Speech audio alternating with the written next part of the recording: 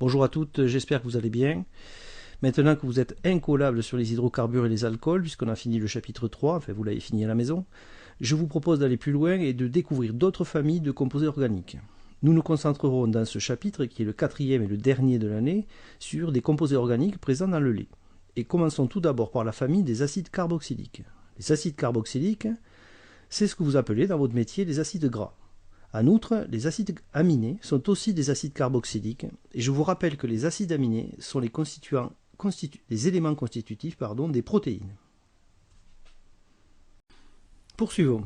Comment reconnaît-on un acide carboxylique? Vous avez appris dans le chapitre précédent à reconnaître un alcane et un alcool. Les acides carboxyliques, eux, sont caractérisés, comme tous les composés organiques, par une chaîne carbonée. De plus, au bout de cette chaîne, à gauche ou à droite, on trouve le groupe fonctionnel carboxyle, que l'on peut représenter ainsi. Comme on l'a vu, les deux traits parallèles qui relient l'atome de carbone et l'atome d'oxygène signifient que ces deux atomes sont reliés par une liaison double. C'est-à-dire que les atomes ont mis en commun deux électrons chacun, au lieu d'un seul, comme dans une liaison simple. Mais ça, on en avait déjà parlé dans le chapitre 3. Nous allons maintenant voir la formule développée d'un acide carboxylique, l'acide propanoïque.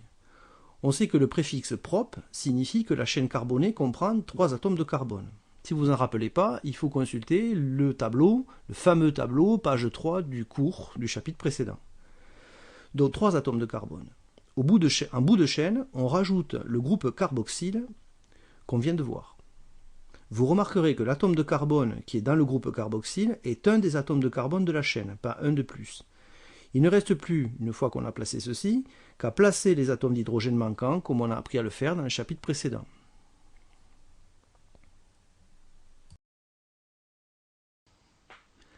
Comment fait-on pour nommer un acide carboxylique? Je vous laisse lire la description et nous allons la mettre en œuvre pour établir la formule de l'acide méthanoïque. Comme c'est un acide carboxylique, il comporte le groupe carboxyle que voici. On sait que le préfixe meth veut dire que la chaîne carbonée comprend un seul atome de carbone. Comme il est déjà présent dans le groupe carboxyle, on n'en rajoute pas. Il ne faut cependant pas oublier de rajouter un atome d'hydrogène sur le lien qui reste. Passons à l'acide éthanoïque. C'est un acide carboxylique, donc on peut déjà placer le groupe carboxyle. Le préfixe eth veut dire 2 atomes de carbone. Comme il y en a déjà un dans le groupe carbonyle, il suffit d'en rajouter un. On complète pour finir avec les atomes d'hydrogène, de manière à ce que chaque atome de carbone ait tous ses liens pris. Et nous terminons avec l'acide 2-méthylbutanoïque. Plaçons le groupe carboxyle. Le préfixe but veut dire 4 atomes de carbone.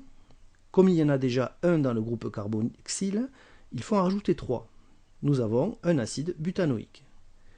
Il reste à placer le 2-méthyle.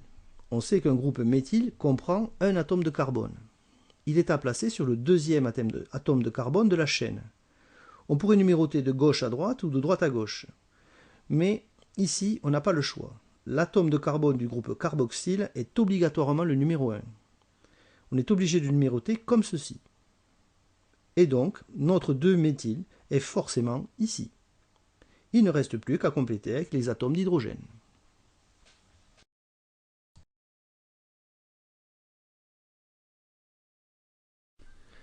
Les acides carboxyliques sont très présents dans les matières grasses du lait. Je vous laisse lire le petit paragraphe que je vous ai mis et on va s'intéresser directement à l'acide pentanoïque dont nous allons donner la formule semi-développée. C'est un acide carboxylique donc on peut placer le groupe carboxyle. Le préfixe pent signifie qu'il faut 5 atomes de carbone, y compris celui du groupe fonctionnel. Il ne reste plus qu'à placer les atomes d'hydrogène manquants.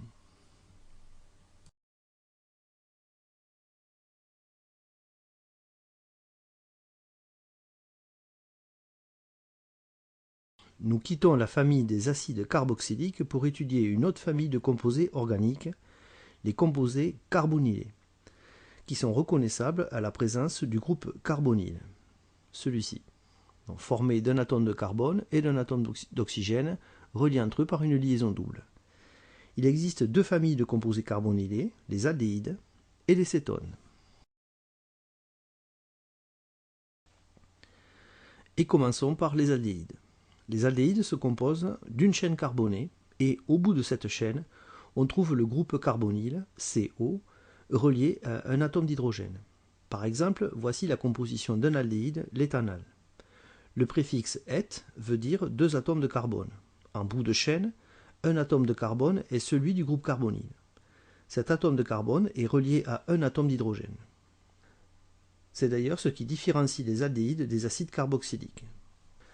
Dans les acides carboxyliques, l'atome de carbone du groupe fonctionnel est relié à 2 atomes d'oxygène, alors que dans les aldéhydes, il n'est relié qu'à un seul atome d'oxygène. Revenons à l'éthanal. Il ne reste plus qu'à rajouter les atomes d'hydrogène manquants et c'est fait. Comme vous l'aurez sans doute déjà compris, pour nommer l'aldéhyde, on remplace le E final de l'alcane par la terminaison -al. Exemple, l'éthane donne l'éthanal. Voyons la formule semi-développée de l'heptanal.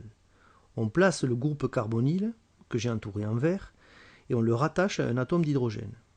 Puisque le préfixe -hept veut dire 7, on ajoute 6 atomes de carbone puisque celui du groupe fonctionnel est déjà là. Il ne reste plus qu'à placer les atomes d'hydrogène manquants.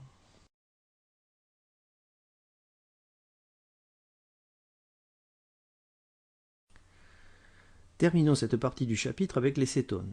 Les cétones, dont je dois vous préciser qu'elles portent un nom féminin, contrairement aux autres composés organiques, se caractérisent par la présence du groupe carbonyle CO en milieu de chaîne. Prenons l'exemple de la propanone. Le préfixe prop signifie 3 atomes de carbone. Le groupe carbonyle ne doit pas être en bout de chaîne, il ne peut donc être qu'ici, au milieu. Il ne reste plus qu'à mettre les atomes d'hydrogène manquants, et ça y est, nous obtenons la formule semi-développée de la propanone. Terminons cette partie du cours avec la méthode permettant de nommer une cétone. Prenons l'exemple de la 4-méthylpentane-2-one. Mettons de côté le 4-méthyl pour l'instant, et intéressons-nous au fait que c'est une pentanone. Pent veut dire 5. Plaçons donc 5 atomes de carbone. Le chiffre 2 de pentane 2-one indique que le groupe carbonyle contient le 2e atome de carbone de la chaîne. On a le choix de partir de gauche à droite ou de droite à gauche. J'ai choisi de partir de droite à gauche. Nous avons donc notre pentane 2-one. Il reste à placer le 4-méthyl. Il faut placer le groupe méthyle sur le 4e atome de carbone de la chaîne. Mais ici, on n'a plus le choix. C'est déjà numéroté comme ceci. Le groupe méthyle est donc ici, sur le 4e atome de carbone. Il ne reste plus qu'à placer les atomes d'hydrogène manquants pour avoir la formule semi-développée de ce composé. Voilà, cette partie du cours est terminée. Je vous laisse le décoder et compléter l'exemplaire que je vous ai expédié en pièces jointes. Ensuite, je vous laisse faire l'exercice proposé en page 3 de ce cours. Bonne fin de journée à toutes et à bientôt.